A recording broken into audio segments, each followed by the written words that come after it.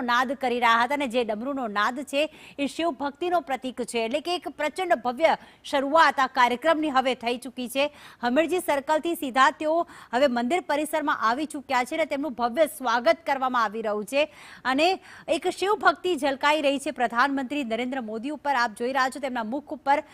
સોમનાથ મંદિરના સાનિધ્યમાં જેઓ આવ્યા છે, શિવની નગરીમાં તેઓ આવ્યા છે, શિવના સાનિધ્યમાં શિવ સમક્ષ જ્યારે તેઓ જઈ રહ્યા છે ત્યારે અનેરો ઉત્સાહ, અનેરો ઉમંગ,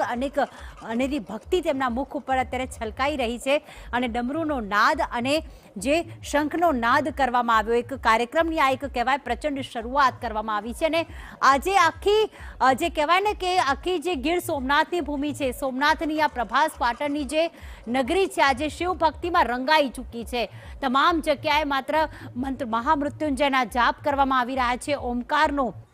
નાદ કરવામાં આવી રહ્યો છે, ડમરૂનો નાદ થઈ રહ્યો છે। એક તરફ જે તમામ કલાકારો છે પોતાની સંસ્કૃતિ, પોતાની જે નૃત્ય છે, સંગીત છે પ્રદર્શિત કરી રહ્યા છે, શંખનો નાદ થઈ રહ્યો છે। અમૃત મહોત્સવનો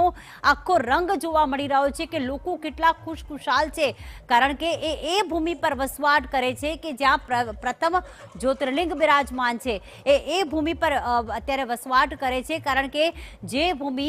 ઘણા બધા જે પ્રચંડ પ્રહારો સહન કરીને પણ આજે અડીખમ ઊભી છે ને સોમનાથ જ્યોતિર્લિંગ આપને એક સંદેશો આપે છે કે અનેક મુશ્કેલીઓ જીવનમાં આવતી હોય છે, પણ જેમ સોમનાથ દાદા અડીખમ ઊભા, આ મંદિર અડીખમ ઊભું છે, કારણ કે જ્યારે પ્રહાર કરવામાં આવે, આક્રમણ કરવામાં આવે ત્યાં સુધી કે આખું મંદિર તૂટી જાય, તેમ છતાં અનેક સંકલ્પો બાદ એક વિશ્વાસ સાથે જ્યારે આ મંદિર નૂતન મંદિરને આજે 75 વર્ષ પૂર્ણ થયા છે ત્યારે એ બતાવે છે કે આ એકતાનો આ સંદેશ છે, આ અડીખમ આ વિશ્વાસનો આ સંદેશ છે, આ ભક્તિનો આ સંદેશ છે અને જ્યાં વિશ્વાસ હોય, જ્યાં સંકલ્પ હોય તેને કોઈ તોડી નથી શકતું। એટલા જ માટે નૂતન મંદિરના પ્રાણ પ્રતિષ્ઠાને જ્યારે 75 વર્ષ પૂર્ણ થઈ રહ્યા છે તેને ઉજવણીને લાયક છે અને આજે ઉજવણી ભવ્ય રીતે ઉજવણી કરવામાં આવી રહી છે। પ્રધાનમંત્રી નરેન્દ્ર મોદી આ ક્ષણના સાક્ષી બનવા માટે ત્યાં આવ્યા છે, લોકોમાં ઉત્સાહ જોવા મળી રહ્યો છે, કારણ કે 75 વર્ષ એક એવું મંદિર કે જ્યાં શિવજી અત્યારે અને સોમનાથ શિવલિંગનો આપણે શણગાર પણ જોતા હોઈએ છીએ। અત્યારે આ ત્રણ દ્રશ્યો આપણે બતાવી રહ્યા છીએ કે જ્યારે